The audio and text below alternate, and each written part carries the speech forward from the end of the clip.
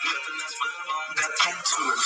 I know squad members, I can't act cool. I like my bitches short and thick and ain't gotta act rude. She want you me like I'm the rest cause I ain't that dude. I see some things as a child that change my thoughts, but I try to do right, I'm on the ass and I won't fucking let them. Get from the side, just don't be lazy, lift your fucking leg up. To all my niggas going through a struggle, keep your fucking head up. Anything you going through, I'ma witness it won't last forever. Just stay down and hold your side, don't change up like the weather.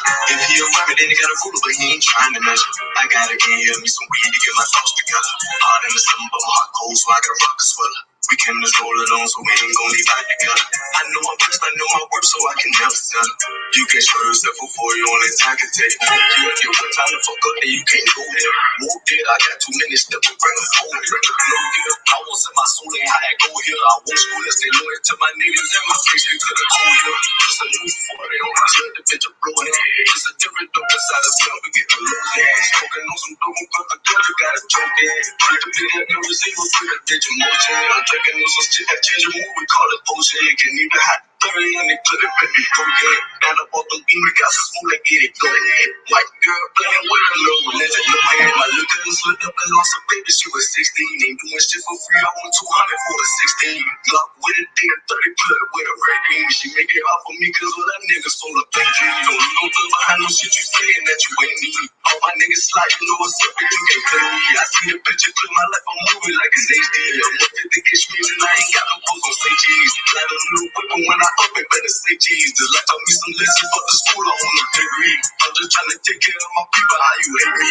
When I got caught with that little the shit was crazy. Bitch, the trap baby shit don't do that.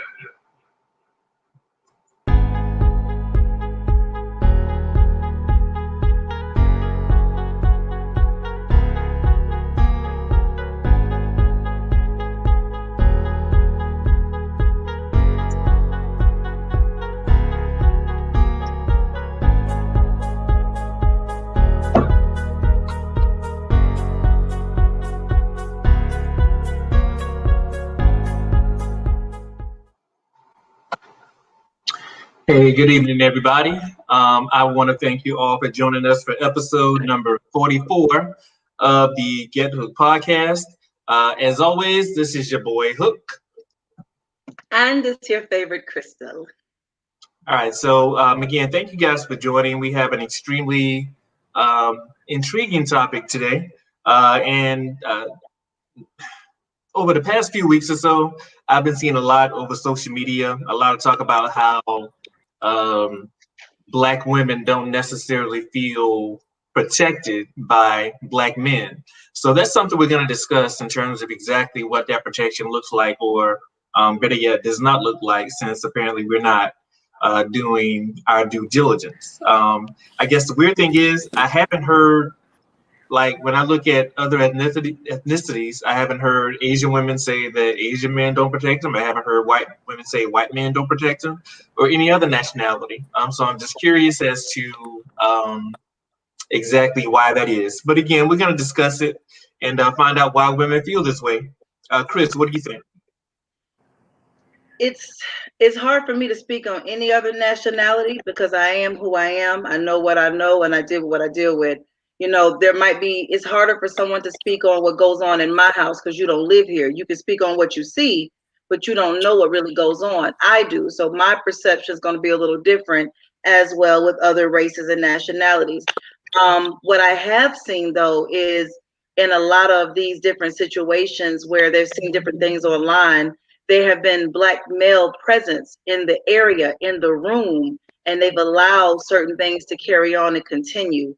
And I feel that no other race, I haven't heard where white people were taken out in slavery and where the white man was demasculated in front of the white woman and she was taught to defend herself. I don't see our history in other races. Not that other races didn't go through struggles, but I haven't seen other situations purposely separate the man and the woman like I've seen America do with Black men and Black women. So there is a reason why we have this battle, but how do we fix it?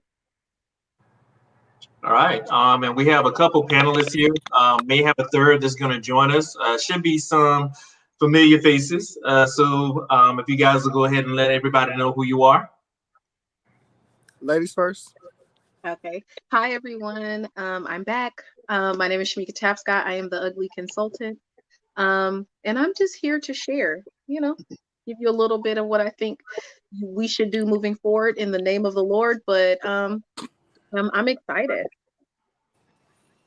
Amen. Hallelujah to that. Right.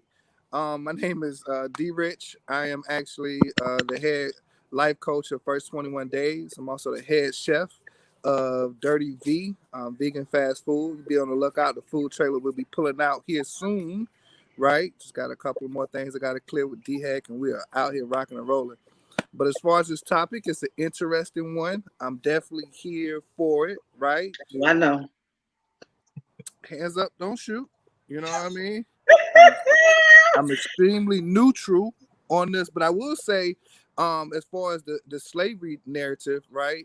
I would challenge some people, you know what I'm saying, to look into other nationalities that have been enslaved right here in Americas. And you may come to find out that it'll blow your mind that some of the stories that we were told may not be 100% true, right? It may have been other nationalities that were enslaved. But I'm not going to touch that topic because we're here to talk about protecting our Black women. A little bit of that topic though might be why our understanding and our lack of knowledge may also have something to do with why we feel the way we feel or why we see things the way we see them right now. So sometimes we do have to have a better understanding of where we come from and what's been poured into us in efforts for us to get past where we are right now. So we might have to tap in. Yeah, we're gonna parking lot that one for a future topic. I'm sure we'll be touching it at some point though. But we gonna go ahead and get this thing cracking, man. And for the viewers, make sure that you react, make sure you share, make sure you subscribe, and also make sure you comment. We do want to hear your comments also.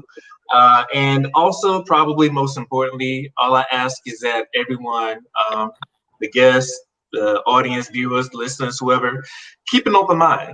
We all have an opinion. We all can pull from our life's experiences. But I think it's going to be very important that we hear each other, we listen, we respect it, and let's see if we can decrease this divide, man. But we're gonna go ahead and get this thing cracking.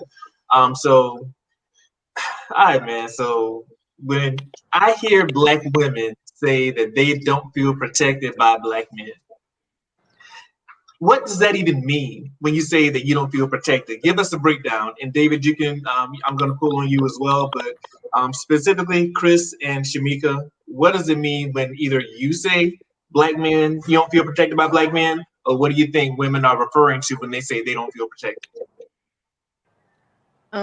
Well, when I hear it, typically it's coming from the place of like women want to feel protected when they're in the presence of masculinity. So typically, if you're leaving us out to dry or to hang or to handle things by ourselves, that's what women mean. Like when I'm around Black men, I don't feel protected. I feel like I have to carry everything or I have to show up for myself. I'm not sure if the Black men in my space are going to protect me and treat me in a way where I feel covered. And that's what I take from the statement. It can go a lot of different ways. I know that in the Black community, we have issues and a divide emotionally. Sometimes we don't feel protected emotionally. There's a superwoman complex that we have with Black women where Black men feel like all their moms and aunties are superheroes so they can handle it. They got it. And so sometimes we don't feel protected because we don't end up being like the damsel in distress, or we're not looked at like we are protected. So I've seen incidents where women get into it with a man, and there's no man that steps up and say, hey, what you're not going to do is talk to her like that. And it could be a stranger, but I feel like, I think that's what they're talking about is like, they just don't feel physically or emotionally protected when they're in the spaces with Black men. Okay. This is a sensitive subject for me. I'm be honest with you. But for me, the one thing women find, so Lauryn Hill said, baby girl, respect is just the minimum. It's something that it's the bare mace. Like don't get excited about that because that's a minimum. Safety is a minimum, But the one thing that a lot of women are attracted to is, oh, I feel safe when I'm with you. Why is that even something that we question we don't have around certain people? Not saying that you're not supposed to, but and there are some men I've been with that I feel like nothing, he's got me. And then there are sometimes I feel like I got to carry all of us. Why do we have to feel like we have to be superwoman? Why don't we feel like we can trust? Why don't we feel like we can submit? There's a natural order that I feel in the Black community. Sometimes it's tough for Black women to follow because we don't trust who's leading, because we don't feel safe that they got us. And it's something that's a natural instinct in us. We do not, but we feel some of those who have dads. I can't speak on that one, but most who feel dads be like, my daddy got me. But why don't you feel that same security when you're with your guy, when you're with your partner, when you're out in public? You know, growing up, I had a bunch of guy friends. When I was out with them, nothing could touch me. I knew they had me, but I couldn't be in other circles and feel the same way. There's been times where I was out that I'm like, I'm not drinking while I'm out here because I don't know these brothers like that. They don't have me. But when I'm with my people, yeah, I'm gonna cut up and get loose because I'm good. But I should feel that way no matter where I am when I'm with my people. All right, D-Rich, what you got? Like this is definitely a very touchy topic, right? You know, I have a mother. You know, I have a lady. I have a daughter, right? You know, and I am extremely, you know, I'm extremely protective of me and mine and my family. If you know me, you know that, hey, you know, he doesn't really play when it comes to the women in his life, right? Everybody knows that about me. If you're around me, you see me interact with them, you know, my word is the last word. That's what go. No matter who house I'm at, no matter if we're in public, it's how we rolling, right? So one part of me is like my natural instinct is to protect the women that's in my life, and my natural instinct is to make sure that we overall as a community protect the Black women because they're such a precious jewel, right? But there's a conflict that exists, and I think the word respect came out of it, right? Somewhere along the line, and I'm not here to point fingers tonight, you know, because we talk about this divide amongst, you know, the men and the women in our community. You know, it is a huge one. You know, of course, we know if you look at it, it's probably done by design, right? But we're here now, and the battle of the sexes at some point has to stop. You know, a lot of men are conflicted. We talk about protection, right? It could be something as simple as if I open your door for you. You hear women nowadays saying, "Why are you opening my door? I can do it myself." If I see you in the grocery store, right, and you're toting groceries to your car, and I offer to take groceries to your car for you, you know, as a stranger, most women are going to become defensive, and every right based on the society that we currently live in, right? But in that defensiveness, I didn't have the option to be able to protect you. But then, you know, we talk about the dynamics of relationships, which is another layer, right? There's a lot of women in relationships that are emasculating men, right? Or they're raising boys and they're emasculating their boys, right? So now the respect factor comes in. These men think back to this woman throughout the course of my life hasn't respected me. I feel conflicted when it comes to protect her, right? Or, you know, based on, and if you talk to any average man who's kind of been through high school and college and dating women, all men kind of go through that trial and error phase. Like, you know, mom, I did all the things that you said for me to do, chivalry, open the doors, and I got no respect. She say I was too soft, I was too nice, but she talks to the man that disrespects her, right? And he gets all the attention. He has multiple women chasing him, you know, will give him anything in the world set in the sun. And I know that's another topic for another day, but when you see this as a man, you be like, I know this guy is disrespecting these women, right? So now, how am I to protect her when she lacks respect for herself or she puts herself in these situations? Why are we going out to places where you don't feel comfortable? You know, I tell all my homegirls all the time. We back in the day, we going to the hood club. If why when I see her in the club, why are you in here? Why are you here? This is not a place for you. Why are you here? Because the women in here get treated disrespectfully. So why are you here? You know the environment, right? Now you can say, well, David, I'm grown. I choose to be here. I'm a be grown. I'm a do grown. Okay, I'm gonna still look out for her. But why do we allow ourselves to put ourselves in an environment where we know that things may not go the way we want? So I'm gonna always protect my family, and I'm gonna always protect sisters. But you know, one of the things I said is like, okay, let's say if a guy is disrespecting you out in public, right? I might sit back and watch, but I don't know if he's carrying a gun on him. I don't know if he's carrying a knife, because this day and age. So if I step in and say something in a domestic situation, I may not make it back home to my family or friends. Or on the reverse, me and Hook was laughing and joking earlier. What if a woman saw my lady disrespecting me and being loud with me? How would she feel if another woman approached her and said, hey, don't talk to the king that way, he deserves more respect? That's not going to end well. That's not going to end well at all. And to your point, David, and just to kind of piggyback on that, because I think there are a couple of different layers. Obviously, because we were talking earlier, and me being a black man, or we being black men, as far as the women in our lives that we deal with, whether it be girlfriend, whether it be fiance, whether it be mother, sister, niece, whoever, I can't think of any of them that would say Hook doesn't protect me, or Hook ain't got my back, or Hook won't do this. Conversely, even with Chris and Shamika here, like, you know what I'm saying? Like, it's if I see you guys out in public and I see you, and if it looks like there's a bit of danger, like, I may, even if I don't openly say something, I'm gonna linger around long enough to make sure you're okay. I might even walk by you and say, hey, everything good? Why? Because I know you. Conversely, if I don't know someone, it's going to be kind of hard for me to protect a woman in certain situations because I don't know the dynamics. I might be her significant other.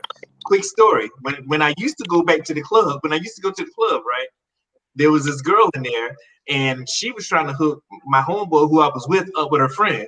The only thing her boyfriend saw was that she was talking to another guy. So he came over, punched her in her mouth. So we restrain him, we hold him, and we pick her up, and we're like, "Hey, you okay? Everything all right?" Again, we don't know him, we don't know her. You want to guess where she was 5 minutes later?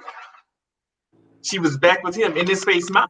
You know what I mean? So now I'm less inclined. The way I am now, I'm less inclined to help somebody, a woman I see in distress, if it's a one-on-one situation, primarily because I don't know the dynamics. Again, if I know you, even if we're only associates, I may linger around, but I'm not going to go out of my way and be like, you know what? I need to make sure she's okay. I mean, but it goes deeper than that. Like I said, this subject is a sensitive one for me because the recent situations kind of bother me. For example, you got a bunch of girls outside about to fight. So there was apparently, clearly, there must not have been no man around, because if there was, all these girls getting ready to fight, the cop had to come de-escalate it by shooting that child, and then we get online and all of us are like, but she had a knife. I don't give a fuck what she had. If you coming into my yard right now and it's a bunch of y'all coming at me, I'm gonna have something. It's gonna be more than just these hands. And when the person pulls up, you pull up on the chapter you walked in on, but you don't know what I'm dealing with when you come in. So naturally, he reacted to what he saw, but he didn't know what he was walking into.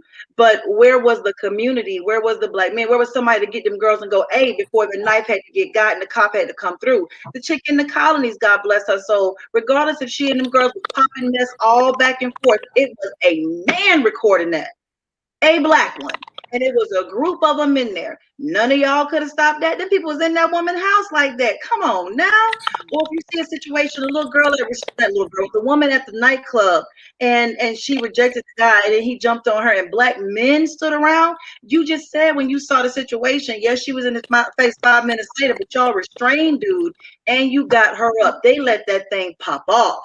So again, I say, I know that when my men are in the room, I'm good. I know if I'm out the street right now, somebody knock me out. Well, first of all, Hook gonna grab me because I'm a flip.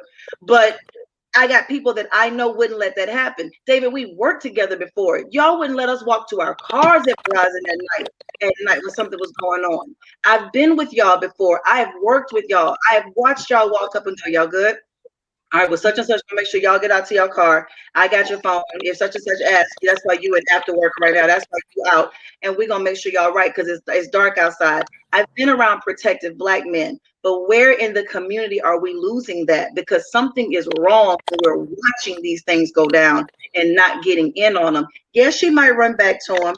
Yeah, they may have something, but we don't speak up no more out of fear. That goes back to the slave situation. If you talk to me because I just raped your wife, I'm gonna shoot you. Now you better keep cutting that grass and keep your mouth shut while I do what I do. We don't want to get hurt, so we don't say nothing. But in it, the Black women are being full-blown disrespected and drug out in these situations. Even with Megan Thee Stallion situation, people were like, well, what was she doing to make him shoot her? I don't give a shit what I was doing. You don't get justified for shooting me. I don't care what I wore. You still can't take this ass if I don't give it to you. You don't make it okay. And it goes, well, were you nice to him before that happened? I don't care what I was. That does not justify you physically harming me. And we keep asking the woman, well, what did you do that caused that? Did nothing. Ask what's wrong with him. And that's where I say, where's the protection at? Stop victim blaming. I do not care what that child had going on. If people come to your house, you have a right to defend yourself. I do not care if you don't want that man or not. I should not have to worry that you're going to knock me in the back of my head because I don't like you like that. Get over your feelings. Deal with your emotions without hitting me. We are in a generation where boys that are in here now are not like men like y'all. They react different. Where is that protection being taught throughout the communities, passed on through these generations? Because it's a new age of kids out here now. So I want to touch on the fact that you talked about community, because we can't really reach as far back to slavery because it was generations and generations ago. But if we're talking about the 50s and the 60s, there was a strong community because we had a unified front. Now we have a situation where we all individually have our own lives. So you can work here and live this way, and you don't necessarily have to rely on your community. So there is a community breakdown. So yes, the men that are close to you are going to protect you because you're under their covering. That makes sense. Men naturally protect what's under their covering. But when we don't have a sense of community, when you don't know your neighbors and you don't know the people that you work with and you don't know the people that you go to the grocery store with, how are they going to have a sense of protection for you at all? They don't know you. Like Hook said, when we were in the military, we used to do all this training about when we should intercede because we had rape culture. So they were like, oh, rape culture. So if you see a woman and she doesn't look like she wants to be with a man, you need to go in and say no for the woman, right? But of course, as women, we were like, okay, that sounds great and all, but when do we have to say no as well? So it was this back and forth and this tug and pull. So then they were like, okay, well, just call the police and the police will come and they'll figure it out. Or maybe just walk up to her and say, are you okay? And so I think it's a hard balance. It's a tiptoe because you don't know the situation. You don't know if it's okay to interact. The situation with the young girl who had her baby snatched from her and all of them were returning, that was just a ghetto hot mess. And I think we have to separate those things from like the lack of protection in any other situation. Like that was just a mess. Like people do that in the hood. Like it's disgusting. It's not okay. But they do let women fight like that. They don't care about people's bodies and their autonomy. But the issue of protection has so many layers because now we have like this whole feminist movement where women are like, we don't need you. We don't need you to do that. We got this. And I think that's hurting our community. I think Black men feel emasculated. That's hurting our community. And I feel like the fact that women don't feel safe enough to feel vulnerable and say, no, but I do need you. I do need you. I do need you to protect me. If my husband is beating me in public, I do need you to step in because that might be the time that he's going to kill me. So I do need to see that someone's here for me because maybe I'm too scared to show up for myself. And so I think that community is really, really important and establishing a stronger community with Blacks because we're so separated in everyday life. And I think that will be part of what helps bridge the communication because I don't think Black men and Black women communicate enough about what we need from each other. Right. I love what you said about vulnerability because that's the truth. Opening up and saying, hey, I need you. Hey, we need this. Hey, I do, because we don't. No one wants to admit how they feel. Hey, that hurt my feelings. Hey, I didn't like when you said that. That made me feel little. So everybody's protecting the little girl, a little boy inside, that we have these shields up, and now we're not protecting the situations outside, and that's big. Yeah, and I think the key thing is here, because on the post that I was on that initially triggered this conversation, I had women. There were women on there who were saying that they didn't have men in their lives who they felt would protect them. You know, so and me being the person that I am with the people I love, I was in disbelief. So I commented and I'm like, well, you know, if you don't feel protected by somebody, then why are they in your life? Why are they still around? So then I got attacked by women left and right saying, oh, so now you're blaming it's women's fault that men are trash or whatever. I'm not saying that, but maybe the men that you have in your life are trash. So I mean, but you can't lump the men that you know or the ones that you've interacted with all black men. You know what I'm saying? Because I can sit here and I can point out women who I think don't necessarily live up to the standards that I look for, but I'm not going to sit here and say all black women are like that or most black women. No, it's just that select few. So you know, I think there's a huge difference when you talk about the men in your life versus some random folks. So I do want to ask y'all. So Rich is building up his emotions in his cheeks, like. David, you want to say something? Like a squirrel. And he looked like he was about to explode over there. He was throwing them like squirrels. He was like. So, I mean, when I talk about things like this, I always try to make sure I keep the conversation on a universal level, like meeting people where they're at, right? But then the life coach in me starts to show up, right? And I can't put that knowledge away. You understand what I'm saying? And so as I start hearing these things, right, some of the things that come in my mind is subconscious programming is real, right? And we really have to take heed in this, right? I can remember back in the day growing up, there were certain songs our parents didn't allow us to listen to, right? Mm-hmm. Or your grandmother said that's the devil's, you know what I'm saying, television show. You don't turn that on. And you don't get it as a child growing up, and you watch it anyways, right? But then when you step back, you know, and you start watching your kids actually mimic what they see, and it starts at an early age. They mimic the cartoons, right? But we say, well, they're going to grow out of it, but they never grow out of it. So they stop mimicking the cartoons. Then now we're in a place where they're mimicking reality TV. They're mimicking, you know what I'm saying, the dope dealer music or the crackhead. I'm popping pill music. They're actually mimicking this behavior, right? How you treat women too. I agree with you. And so, you know, we have degrading music towards women, but I hear the same woman singing it line for line, right? So then I started saying to myself, yo, this programming situation is real. I want to be strong on one end, but I can't be vulnerable enough to allow myself to speak my truth and say what I need to be weak. But because of this, it makes me appear to be strong, and now attach myself to such thing as the feminist movement, where I want to be respected and be treated equally. You know, I know we keep referring back to the communities back in the day, but the structure of those relationships were entirely different. You know, we're in a whole different world right now. Independent situation. It was a unity situation. You know what I mean? And we're not saying that, you know, in every scenario that the unity situation worked, because there was some men who abused the situation, there was some women who abused the situation, but those were outliers. Yeah. We always refer to the outliers to prove our point. If we don't get back to community and unity and get back to that basic structure, because I hear women begging for men to be men. Mm-hmm. Hear them begging. It's almost like a cry out for help. I also hear women wanting to be saved by men, like save me from myself. I've attached myself to the strong feminist movement, and I want you to stand in, take charge, have some direction, because you know what? Honestly, behind closed doors, I'm tired. Yes, I got the great job. Yes, I make the great money, but I'm tired of paying this mortgage. I'm tired of stressing out behind these kids. Yeah. My shoulder's not built for yours, and I took on Yep. your role, Well, and now I want to get out of your role, but I can't come to you and say, hey, you know what?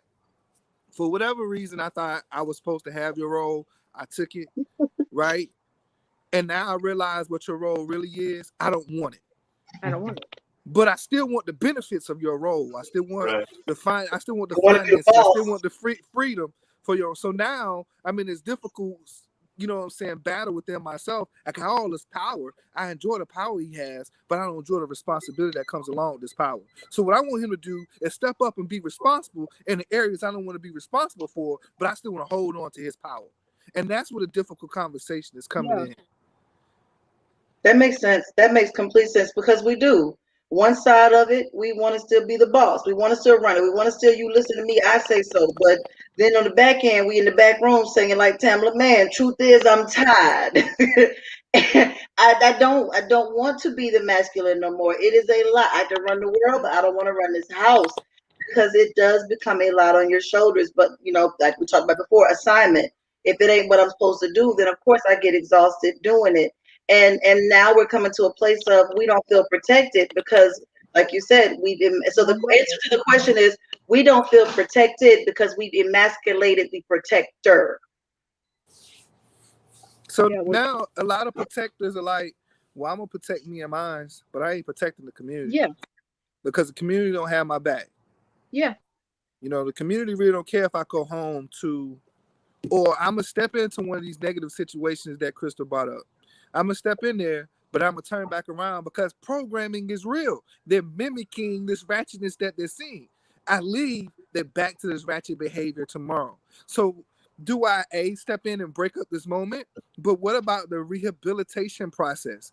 You Yeah. know, do I come back because I know I'm a real man and rehabilitation needs to take place? And then how do I have that conversation and say, hey, you know what? I know you guys need to rehabilitate yourself. Now, me, in a neighborhood, all the neighborhood boys call me Unc. You know what I'm saying? Because of the gray hair. I'm like, I ain't that old. I'm like, no, you the cool ass Unc in the neighborhood. You're Unc, right? But what they do is they come to me and they ask me for advice. You know what I mean? Some of them come from single parent homes, I know. But I'm a real man to those boys. You feel what I'm Yeah. saying? So my frustration comes from the divide. I'm not saying that men are 100% right. I'm not saying that women are 100% right. But I want women to understand we do want to protect you. But just how you want to be protected and provided for, men need nurturing and support. Absolutely. We need it. Yeah. And if these guys come on and be like, I don't need it. I mean that's that's a lie. There's some women in their life that they're getting it from, whether it's their grandma, their aunt, their mom, one girl, multiple women, you know what I'm saying? They are actively seeking that nurturing and that support. Somebody say, hey, you know what? I believe you. I Yeah. love you. You know, I want to give you a hug. I want to give you a kiss. I want to rub your back. Whatever that makes you feel manly, but love at the same time. I want to nurture you and say, baby, I see that you went out and fought a hard day. No different than the women coming on the show or this conversation, women saying, hey, you know what? I want to feel protected. I want somebody to provide for me, right? You know, I always have one question. I know it's not provided, but if I'm paying all the bills, I'm providing. You get paid. You get paid more than I get paid because the natural middle class is dominated. You know what I'm saying, by black women, right? Yeah. If I'm paying all the bills, and you making more money than me, in a lot of these cases in these relationships, where your money going to? I don't know because I'm not working.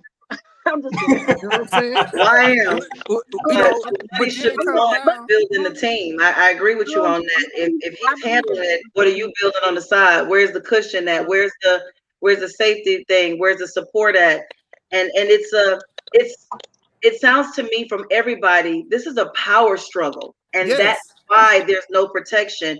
You're looking for this person to be the protector, but there's a power struggle because both of y'all are going head to head. Because as much as we say black men don't protect us, I hear a lot of black men say that black women don't listen. Well, if I listen, I don't want you to treat me like no child. But if I say protect me, then I'm trusting you to shield and be over me. I'm giving you this position to be in this place, but I'm telling you, I'm gonna tell you how to protect me. No, we gotta let y'all handle it. So there is a breakdown somewhere. It's a lot of places But where we're gonna be. you know where most of the breakdown is, if I'm going to be honest, from a spiritual place, is that women, we're in our wrong assignment. And we won't get out of the assignment and let men fail so that they can figure out that they need to jump back into their assignment. Because men can't take an assignment from us that we won't give up. And so in a lot, that's where the power struggle comes from, because if we won't move out of the place, they can't get there. But we're scared to move out of the place and let men fail. We're scared to let them not do the right thing. But men learn differently than we do. Like, that's why we're their helpmate. We get all the information and we present it, they make the decision. So when they have to be able to make a bad decision so that they can learn from that decision. But we're so scared and we're so terrified, and society has told us that And we beat down that bad decision. Yeah, we can't. Society has told us over and over that we can't trust our black men, that they're not good for us, that they're criminals, that they don't treat us right, that they don't take care of our children. And the narrative is a lie, but we keep attaching ourselves to the narrative. Yes. And so, I mean, I don't attach myself to the narrative, but there's a lot of women that attach themselves to this narrative that our black men aren't good for us. No, they're good for us. If we stay in the role that we're supposed to be in, if we allow for them to come in and lead, and then we sit in our role. No, I'm your helpmate. So if this all falls apart, baby, it's on you, because you were supposed to take care of that. But we take up their role and then we're tired. We take up the protection role of our children. That's their role. Like, we keep fighting inside of their role and then going, come take it from me. They can't take it if we won't give it up. Competition. And then it feels, and that's what I've seen in a lot of relationships. It's a power struggle. It's a competition. It becomes opponents, not helpmates and teammates. And it's a breakdown. It's a bad breakdown. It's terrible. I mean, and we don't feel protected. But like you said, I'm supposed to be protected for the cop. If I'm sitting there taking a cop car, I'm telling you, if you want to be the cop, come drive it. Yeah. So it is.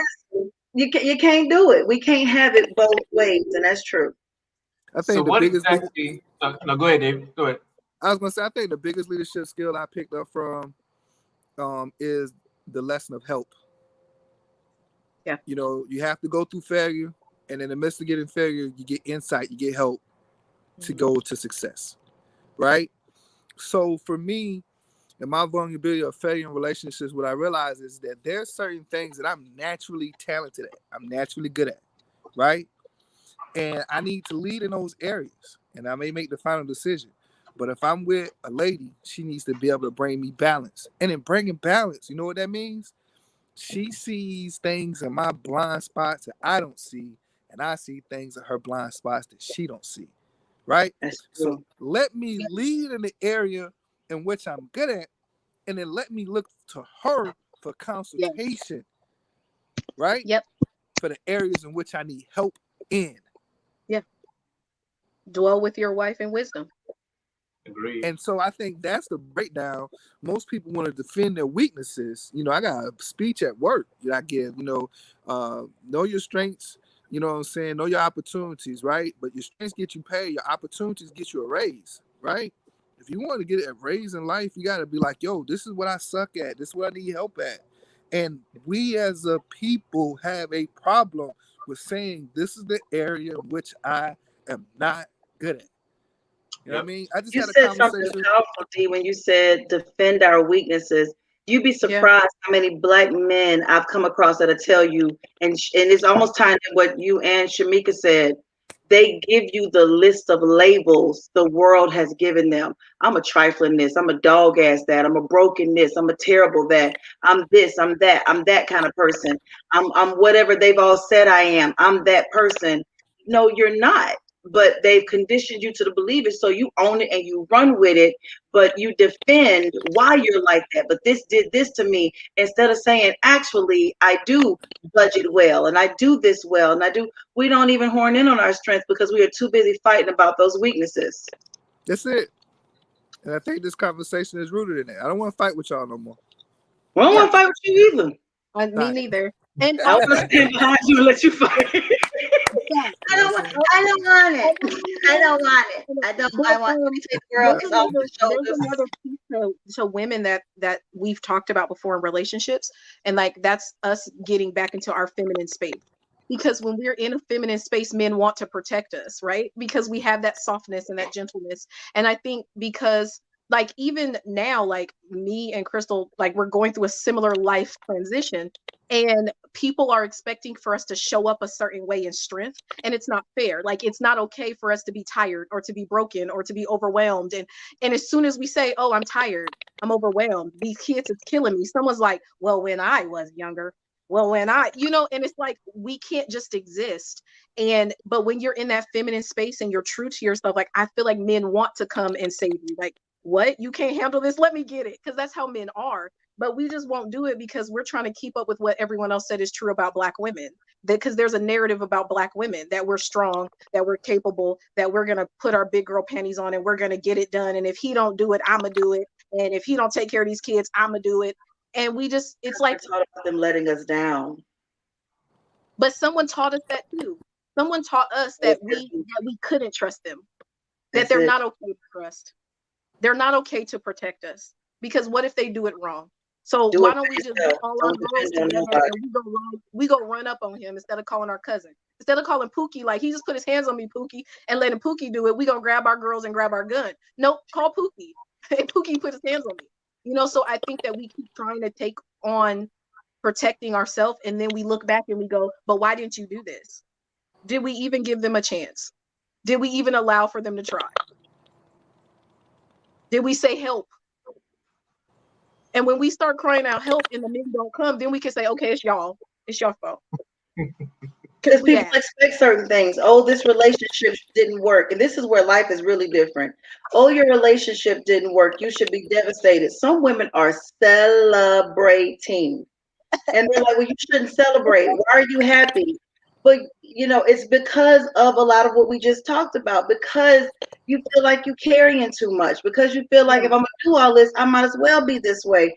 But it's also because you're like, listen, this world is on my back. I'm tired of it.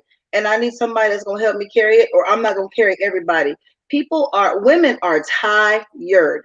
It's not my fault. Let me be cute. Let me be sexy. Let me have what I want to be. Let me do what I want to do. And you handle the stuff that men's supposed to do. You put this table together. I'm sick of sitting here with these screws for 6 hours and it's still wiggling. I don't want to do Gorilla Glue it. You do it. So we tired of fighting with y'all too. I put the table together as long as you cook. You know what I'm saying? That's fine. Food. That's fine. You're putting the table together. Okay. Now, I'll tell you something. True story time, real shit. It's only fine now because I'm 35 years old and I'm sick of putting tables together. At 25, I'd have told you, forget that. I'm going to put the table together and I'm going to cook. Right now, I'm tired. No, I'll go ahead and cook this stuff happily and go, baby, you need some drink? You okay? You good? I don't want to do it. I don't want to do it. Right. And to answer the question on it's we're actually live streaming on YouTube right now, so you can go there and check it out as well. But I appreciate you joining.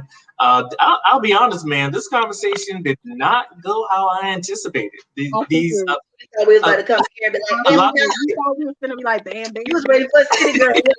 I don't want to hear that. See, no, really, I had no idea, but I did not expect, like, y'all really dropping some gems, so I really appreciate it. And honestly, I had another question for you, but I mean, I think y'all may have already covered, so I'm gonna ask it anyway. What exactly do Black women expect Black men to do in order to make them feel protected?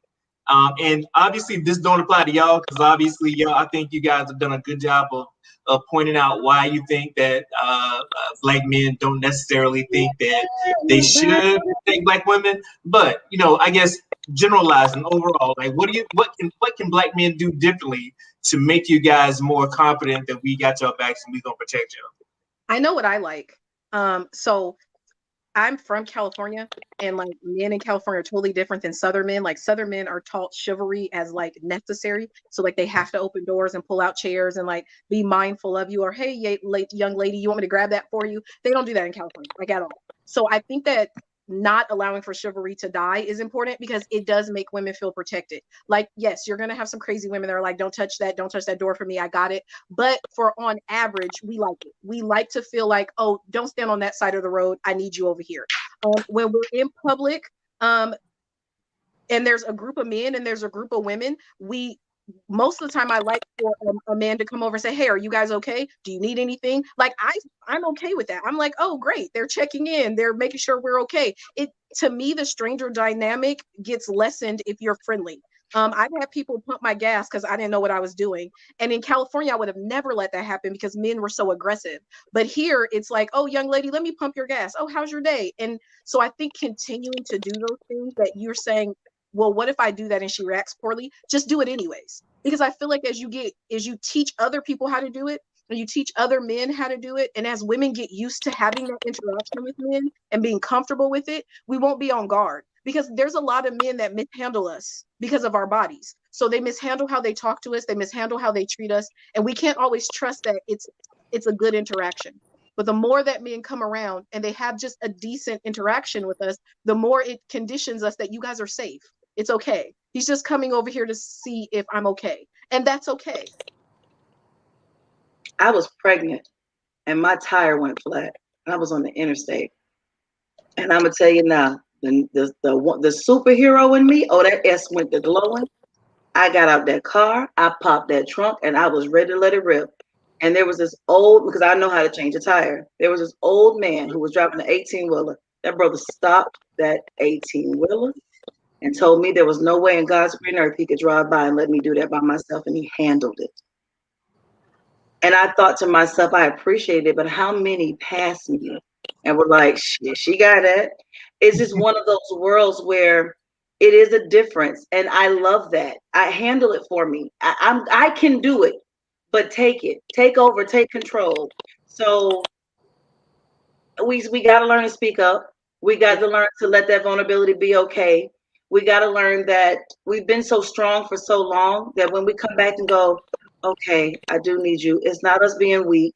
It's not us being passive, but it's letting you take the lead, and it's okay to submit. It's a safe place. We don't have a lot of safe places, we feel like. So we have to be comfortable with that safe place, because for Black women, you got to remember, we're being taught by women who've had their bodies taken from them when they said no. That's a huge one. And we're talking about a sense of community. There's a part of our community from the 60s, 70s, 80s they don't talk about. So grandma made you strong for a reason, because sometimes that same one would be like, look, baby, I get that go for you. But then, there's something that's coming forward later. There is that cousin or uncle you felt safe with, and then these little girls are going to bed and you feel unsafe again. So grandmas and mamas made us a different type of strong. Don't need nobody, so don't nobody do nothing to you. And now we have to realize that everybody ain't after us. Everybody ain't trying to take something from us. But we're still in a generation where women are still getting stuff taken. So it is a discernment thing, but it is a learning experience for us. We don't want to fight with you. We want you to handle it.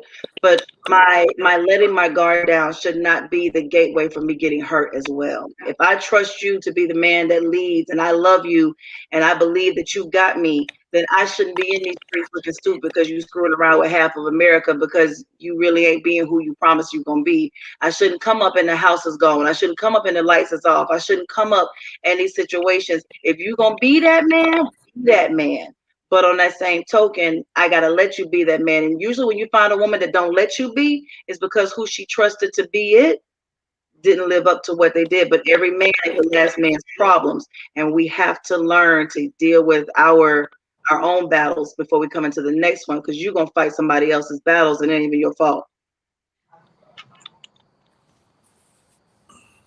As a man, how do I protect women? Crystal, you like taking some of my talking points. It is a double. I don't feel protected. I feel unsafe by that comment. You know what I'm saying? It is a double-edged sword because a lot of women, a lot of boys that you talk about things we don't talk about from the past have been put in compromised situations, right? So it is a lot of discernment. But how do I protect? Well, physically, I am a changed man. I don't run the streets, like I used to.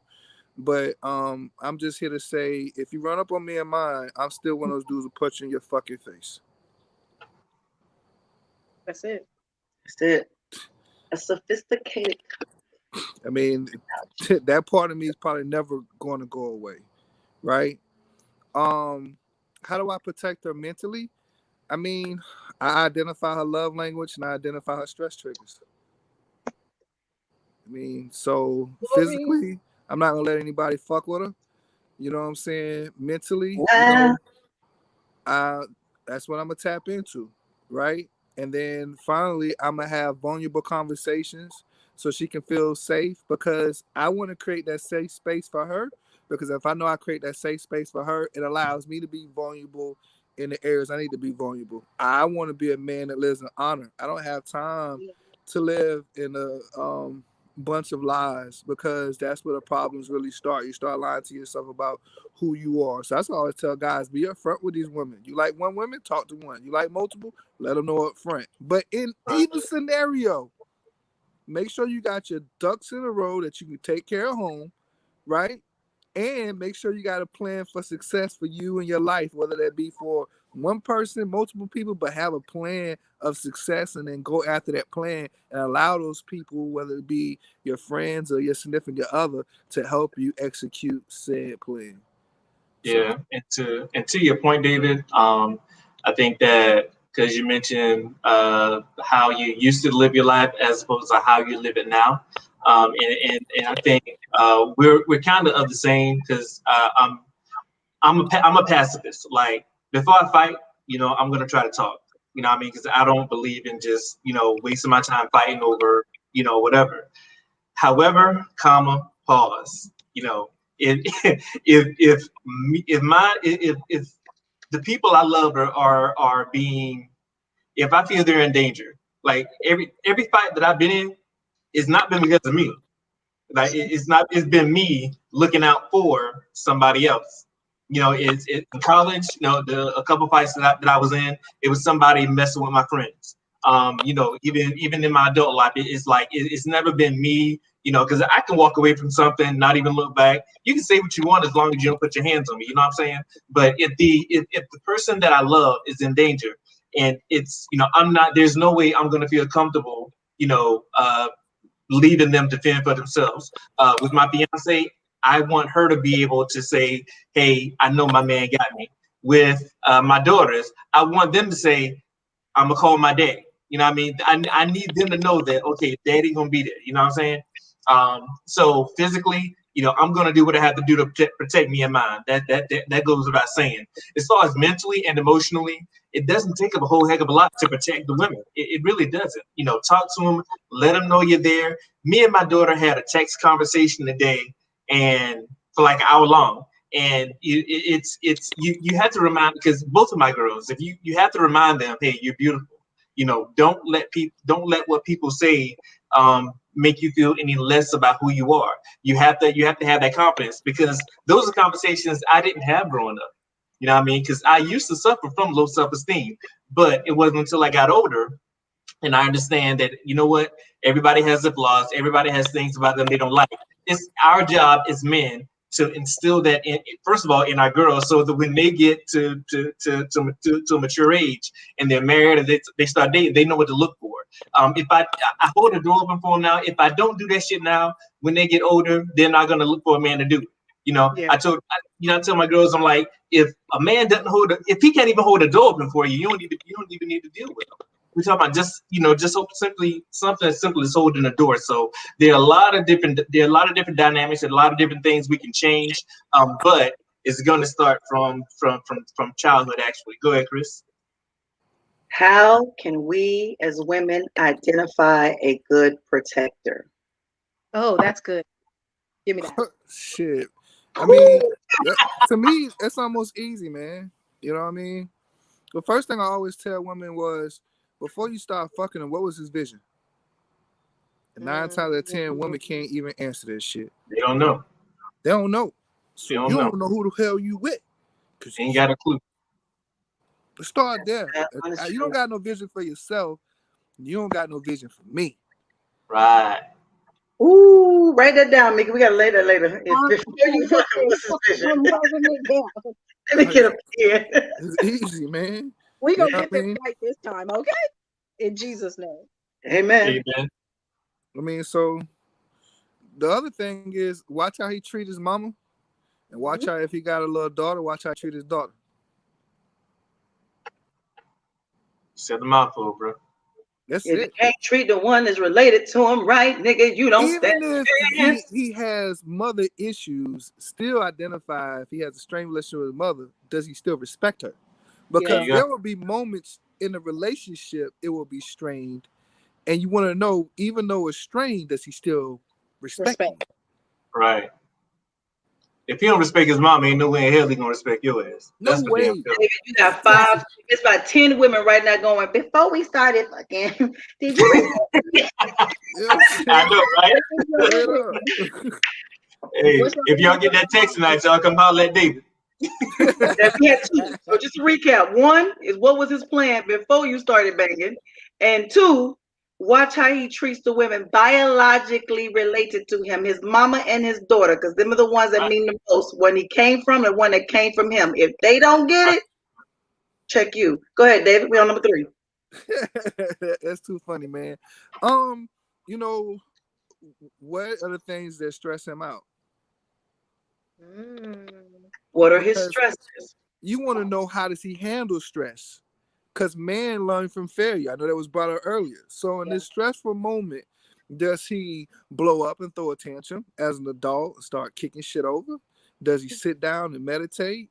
Does he call and get counsel? You know what I'm saying? Like, I might pick up the phone, be like, yo, Hook, I got this issue that was going on, man. Bruh, I can't see because I'm emotionally attached to this thing, right? So I can't see clearly. What kind of advice do you got from me? What kind of mentors this guy got in his life? Like, it's said that men don't like talking to men. You want to know the truth? That's a lie.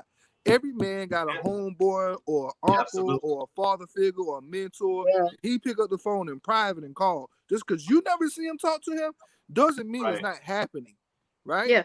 What you need to identify is, how does he handle stress? Who does he call for counsel?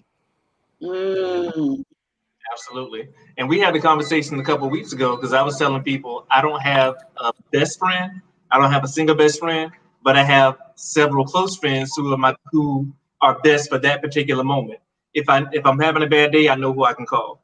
If I have an issue like something related to finances, I know which homeboy I can call. If I need a good laugh, I know who I can call. You know what I'm saying? So men talk to each other more than we probably let on. It's not something we advertise saying, hey, I talked such and such today. So I mean, but we won't do that. But we do have those conversations. So We listened to David's top 5.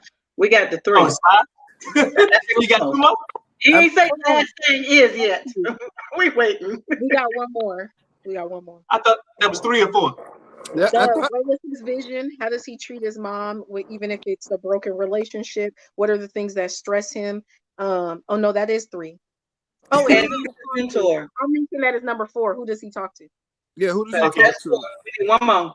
One more. Now we got 5. Oh, does he a man of honor? Like, how honest is he with himself about who he is? Listen, if I Because knew this stuff before I got this last marriage, I wouldn't have gotten this last marriage. and when I say a man of honor, like, a man that's honest with himself is comfortable with himself, which means he knows his strengths and his limitations. So he's gonna be honest and upfront with that, right? You know what I mean? For an example, I know women talk about all the time, men who date multiple women. A man who dates multiple women gets a totally different response when he tells you up front he dates multiple women. Yeah. And a lot of times I've seen some women still talk to him because of the fact that this motherfucker is bold. Like, he was gonna be honest with me, right? If he's honest about this, he's gonna be honest in other areas. And I'm not saying that people should choose that lifestyle or not. I'm saying choose what works for you. Are you vibrating on the same frequency, right? So if he can't be honest with you about who he is, then how am I going to trust him when the bills need to be paid and he's struggling with paying them? He's not going to be honest enough to tell me, hey, baby, I'm short on the light bill. I need your help this month. Yeah. That's a biggie because a lot of men don't want to show you who they really are. They give you this image and then you walk away thinking that's who he is, but there's a side to him you don't know. You got to know all sides, the honest side, the good side, the bad. Show me all of you. Let me make a decision after I know all of you. I agree. Right. So Okay. yeah, man. I mean, so To to give me you that's them 5, he might have his shit together. You might be in a safe space. yeah, I mean, because if I'm gonna keep it real with you, this allows you now to see a reflection. Because you know, we talk about relationships. What happens in a lot of relationships, they serve as mirrors, right? So you're mirroring each other's, you know, happiness, and you're mirroring each other's pain to each other. Like a lot of us don't want to call it what it is, but a lot of us have trauma bonds. We don't really have great relationships. Mhm. We identify for some type of trauma situation. Now, let's say I know self-esteem was brought up. So I'm just going to use that as an example because that was brought up in this conversation, right? Yeah. You may have the woman who has self-esteem issue, but she responds as a people pleaser. You have a man that has self-esteem issues, but he responds as a narcissist. So from the outside, what we continue to do is judge the person on the outside, not realizing that both of them have the The same core same issue. issue, right? But if I was honest with you about who I was and I told you the stories about when I had self-esteem issues as a child and then how I was able to grow out of that, now as a woman, it gives you two things. A, is he really over it? Right? Because if he gets jealous, does he get crazy? And B, right? Because he was honest with me, allows me to be honest about my shit with him. Mhm. Yeah. So now we have a balance. Do you We don't mirror it? have just the fairy tale, we also have the nightmare. But Yeah. nobody wants to address the nightmare in a relationship. True. That's true. True. And There true was just love, a YouTube video that was saying, no, it was an Instagram video. Abusive relationships have good times and nobody wants to talk about them. Yeah. There's good and bad that come with things. Just like we have the dream relationships, there are nightmares. I need to know all of you before I make this decision. I agree. yeah. Yeah. So you know, That's what just creates the intimacy. Like when you can be safe in that weak spot. When you when you can can be, be safe Ooh. in that weak spot. So that's where the true protection really lies. yeah, Because now you can be honest with me about the things that you're really not good at. yes, Yes. Right. the things that are tough, because those are the things that create community. Those are the things that create intimacy and connection. Like if you like he said, if you like to date multiple women and you tell me I like to date multiple women, it allows for me to let my mind, let my heart understand. So if I still want to deal with you, I'm not hurt anymore. I know how to move Right. in this situation. I know what to expect. But when a man shows up and he lies, and then you trust the lie, that's how we get hurt. That's how we feel unsafe because our brain can't connect to our heart. We can't Because say, it don't okay, this match up thing with is, what you told me. yeah, just so what you're telling me isn't okay. And now I can't trust anything. And Right. it's true. You can't be honest about who you are and what you want to do and who you show up as yourself. No, you're not going to tell your wife when you can't pay a bill. You're not going to tell your wife when you failed at work. You're not going to tell your daughter, I'm sorry, I should have been there at your basketball game, but daddy just couldn't do it. You're not going to do those things because you're uncomfortable with the truth. So yeah, Now, that makes a lot of sense. if I'm uncomfortable with the truth, right? Remember I said it serves as a mirror. Hmm. Is she really comfortable with the truth? Mm, Mm. So what lies is she telling herself to yeah. make her stay in this unwanted relationship? Ooh. Convincing Why are you. you speaking about my last marriage? I need you to get off of it. I need you to You know? So that's get the them reason out of it. why, you know, when we court each other, we go like we said, we go through the happiness stage and we talk about all the positive, but at some point that vulnerable conversation needs to happen. Gotta I come always in. tell anybody I deal with it needs to happen within the first 60 days before you waste your time. Yeah, Yeah. yeah, Need to have it. Definitely.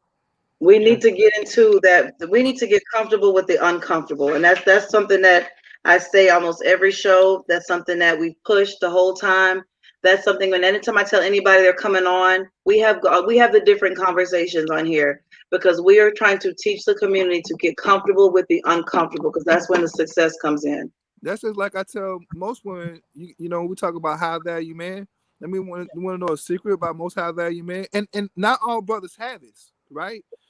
But a lot of high value men are narcissists oh, absolutely. because they were rejected when they were young. Yeah, absolutely. So they weren't used to getting to play, but now they have the money, they're getting to play. Yeah. I was gonna something Crystal just said that made me think about when we were talking about the protection of the Black community and being honest. The Black community has an issue with like always showing up our best. Like, you know, like when you're poor, you still look like you kind of rich. You always, your shoes are always clean, your hair is always done. Like, don't go to that place and show them people when you're drunk. Get yourself together, then go get help. We do that. Yeah, it's like we don't even come to Jesus right, because half the time we don't know how to surrender. We're like, we got to come to him with the right dress, with the right outfit, with the right car, with the right job. And so as a community, we need to be okay with showing up authentically. Like we need to show up the way that we need to show up. And I think that that'll help us a lot too, because then we'll know where to fill in the deficits. If I know that you need food, then I can help you with food. We can get resources. But if I never know, then you're going to starve by yourself. Well, I think what happens is that all the things you said is correct, but what makes it worse is when we talk down on the other person who's going through the same thing that we're going through privately. So in public, we talk shit like we got all our shit together, but so we got the nice house, we got the nice car, but my credit's fucked up. You know what I'm saying? I'm eating out all week, but now I don't have enough to feed the family at home. But I step out, I look good. You know what I'm saying? The car looks good. So, but then when we see the other person, their information that's private becomes public. Then we all start pointing the finger. You know, we talked about church just now.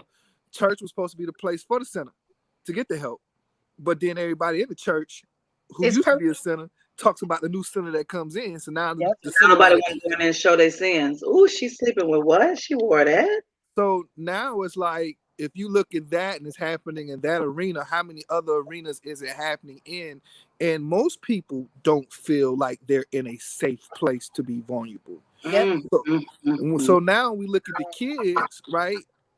And we talk about our kids not raised the same, or these kids. So most of these kids are fighting with depression and anxiety, or most of these kids have had all the material things given to them, but they're missing the emotional connection. So what they're saying to us is, fuck y'all, right? Fuck the current standards. None of this shit works. None of y'all shit it together. You know what I mean? And really, the thing that conquers it all, you ready for it? Something we was taught when we was young. Love. I was just going to say that. I've been talking about that for the last 4 weeks, about the church and our condition in the church. Like, if we just choose to love on people where they're at, broken, uncomfortable, dirty, if we just choose, because everyone has a something, if we just choose to love on each other and not be judgmental and be in a place where it's appropriate to be depressed or to be broken or to be sad or to be a crackhead. I mean, like the tough stuff. Like, it's okay. Like, if you love people in their current condition, it really changes things because people feel safe enough to show up. They feel safe enough to be broken. I know we run out of time. Just the other night, you know, here it is. I'm 40 years old, right? And I'm looking at my patterns in life. And I look at where I came from. You know, we grew up in income apartments. I can still remember my mom crying on my shoulder for not having nothing to eat, right?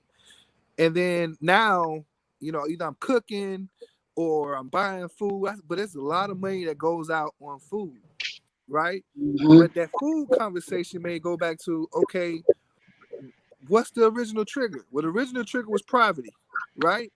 What's the original trigger for me wanting a great relationship from my mom growing up? You talked about self-esteem issues and being loved properly. She was at work a lot of time.